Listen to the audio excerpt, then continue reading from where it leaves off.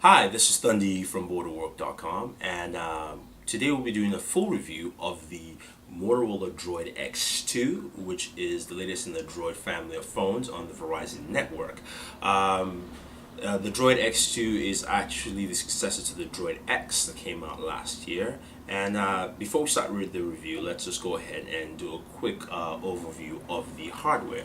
I'm sure you guys watched the unboxing with the kernel, and I hope you guys enjoyed that, but he might have made a few mistakes, so let's just go over this quickly. We have a 4.3-inch QHD screen, and also below that we do have physical buttons for your home, back menu, and your search buttons. On the left hand side here, you do have your mini USB port as well as your HDMI-out. It's also a mini HDMI-out.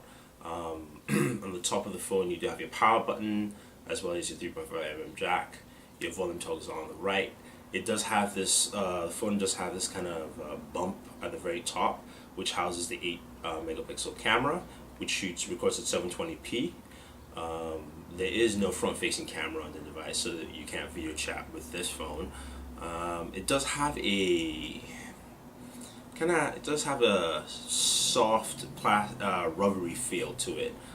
Kind of feels a little bouncy in my hands. That's how I'll describe it. But overall, the phone feels comfortable. The design is very similar to the Droid X, a little bit more streamlined, but it's still similar as the Droid X2. So let's jump in and take a good look at the hardware, software. So let's take a good look at the Motorola Droid X2, see how it fares, how well it works, and all that good stuff. The first thing you notice is that this is running Motoblur.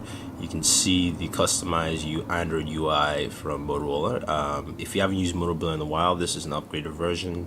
I'm not exactly sure what version number it is, but it runs very smoothly. Of course, this phone runs a 1 gigahertz dual-core Tegra 2 processor. Let's jump into the menu here, go into settings, quickly just check. This is running Android 2.2.2.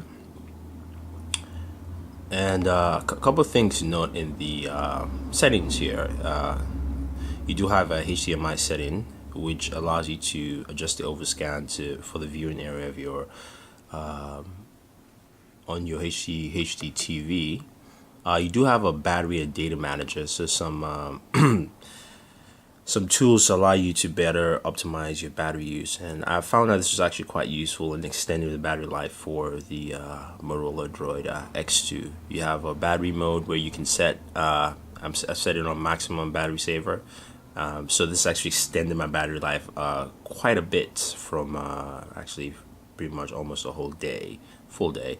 You have a nighttime saver. You do have performance mode, of course, which allows you to max out your battery use. You can also customize your battery, so I can go in here and do custom settings for brightness, off-peak hours, things like that. So I'm just gonna cancel that. Go back to maximum battery saver. So you do have a lot of different customizable settings, which is very nice. It gives the phone a longevity, and you don't have to charge it every single moment of the day.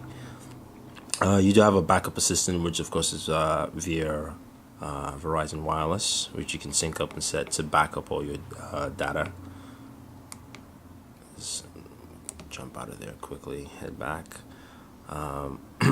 The storage comes with storage is actually split in a couple of funny ways. You do have internal storage, a total of says 4.3 available space. You have SD card, pretty much 8 gig SD card, and then especially when you're saving pictures or videos, it can prompt you to pick one of the two, or you can set it to pick one of the two to save your data or material. The rest of your settings are pretty much similar to what you have with most Android devices. So if we jump back out, again, you can see it flows very smoothly. This device also has DLNA capabilities, so you can actually connect to a home server as well as copy or transfer data in and out. And it works fairly well. Only thing, it doesn't play a lot of file formats. Music, it works well with music, but file formats, it really doesn't play most of those. If we jump into the app tray here, which is on the right hand side, first thing you see, I have recent apps. So basically, actually just jump out. If I were to hold down the home button to see what apps I'm running right now, it would actually take me to this section. So this actually shows you recent apps. You can jump out of this to show all your apps or downloaded apps, and that's pretty much how it's customized on Motoblur here for you. You can go into all the applications. You can see all the apps here.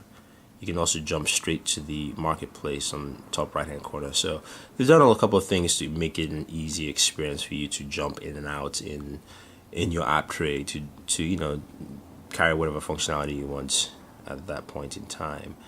So yeah, that's pretty much this customized camera interface from Motoblur.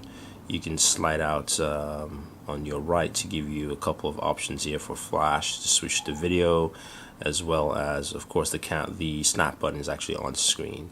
If you hit the menu button, that brings up the full settings, where you can set the picture resolution, widescreen, which basically is 6 megapixels or 8 megapixels full. You can change your video resolution, exposure, shutter, storage location, as I mentioned before. So this is the internal SD storage, shutter animation, and a couple others like focus function. So you can do continuous or autofocus. And that's basically the camera setup. Of course, the zoom, of course, is on screen also. So yeah, to just take a better look at how well the camera works, you can check out our camera review. So in general, the Motorola Droid X2, it's a very solid upgrade to the Motorola Droid X. Couple of features that I liked on the phone. I like the battery manager, which allows you to actually customize your battery use, so you can actually use this phone for quite a while, and the battery life actually lasts much longer than expected, especially with the battery manager.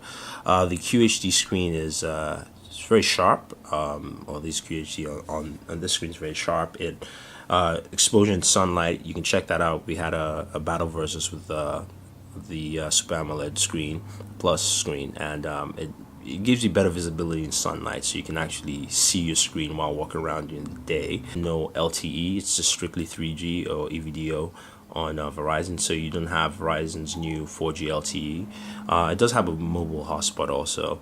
It does have HDMI-out, which is nice, but no cables are provided. So in general, I mean, this is a very nice upgrade, but there are a couple of features that are missing. And, you know, that would make it an ideal phone, like a front-facing camera, LTE on this device. But if you're a fan of Motorola and you like their devices, I can say this is a quality device from them. Just missing a few things out there. So if you guys have any questions, any comments, let us know. Don't forget to subscribe to all our pages on YouTube, Facebook, and Twitter. It's all Booredatwork with 2 O's. And this is Thunder from Booredatwork saying thank you, and always enjoy entertainment.